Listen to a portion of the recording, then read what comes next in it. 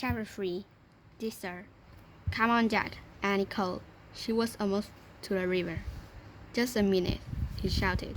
He wanted to study the giraffes and zebras. He pulled out the Africa book and found a picture of a giraffe. He read, "The giraffe is the tallest animal in the world.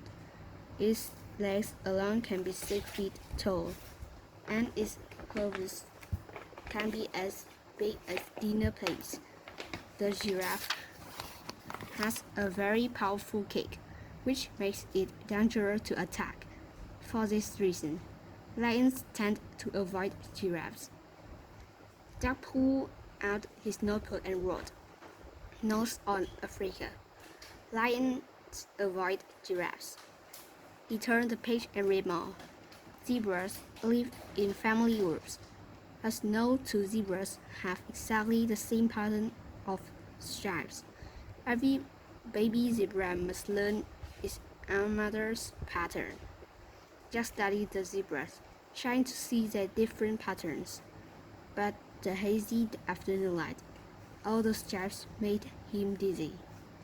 He blinked to clear his head, then read more. Zebras are the first to cross the river because they eat the coarset grass. After they've been down to the top layer, the wild beasts arrive and eat the next layer. They prepare the grass for the gazelles, who come last. Wow, thought Jack. Each animal depends on that one that goes before. He wrote, "Animals all connected." Jack heard Annie shouted from the river bank. "Jump, Pete, jump. You can do it. Don't be afraid. Come on." He looked up. Annie herself was jumping as she called to the wild beasts. Jack sighed. "I'll better stop her before there's trouble," he thought. He put away the Africa book and his notebook. Then he jogged toward the river.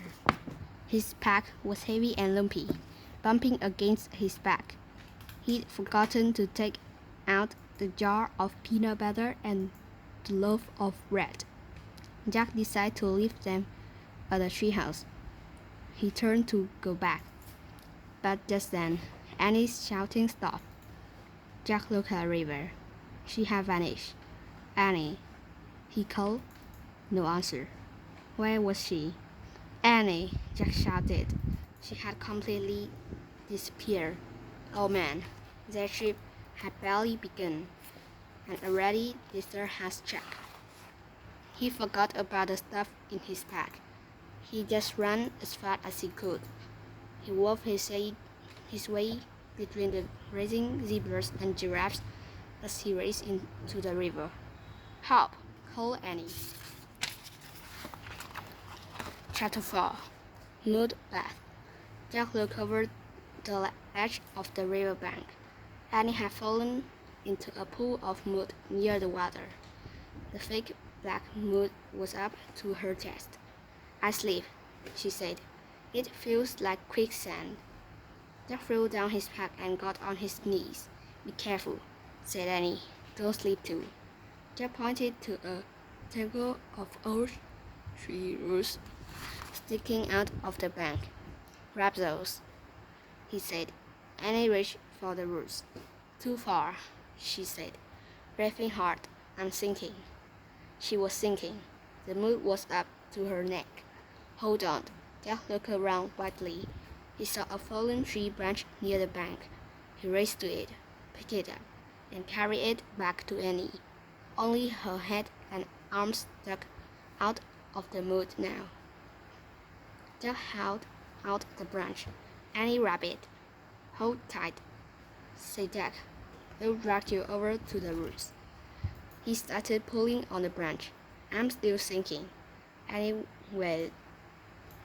The mud was up to her chin. "Come on," said Jack. "You can do it. I know you can. Try." Just then, Jack heard a splash. He looked up. On the white water of the wide river, a wild beast had jumped into the water. Another jump, then another. They were headed right toward Jack and Annie. "Hold on tight," said Jack. He pulled on the stick again. Annie moved a tiny bit. "Hey, Jack, on the moon it felt like I weighed 10 pounds," said Annie. "And this is mud, it feels like I weigh a ton."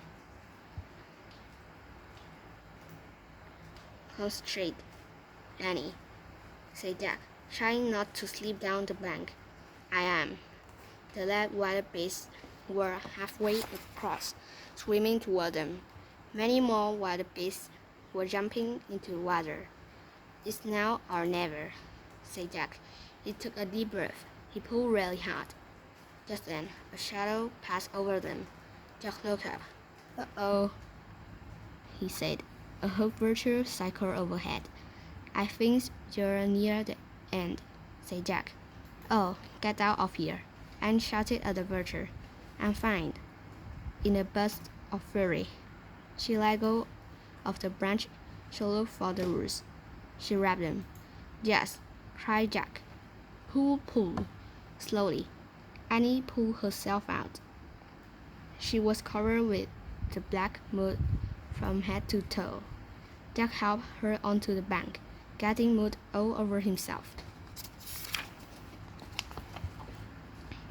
"See," Annie shook her fist at the vulture. "I'm fine. Now beat it." But the giant ugly bird still cycled. Said, "Come on, let's get away from him," said Jack. He pushed his glasses into place. "Rats," he said. Now his glasses were muddy. He tried to clean his hands in the grass. "Oh no," shouted Annie. Jack turned to her. "The wild beast will get stuck in a mud hole," she cried. She waved her arms at the wild beast struggling to swim across the river. "Not here," she shouted. "Not here." But the frantic swimmers kept coming.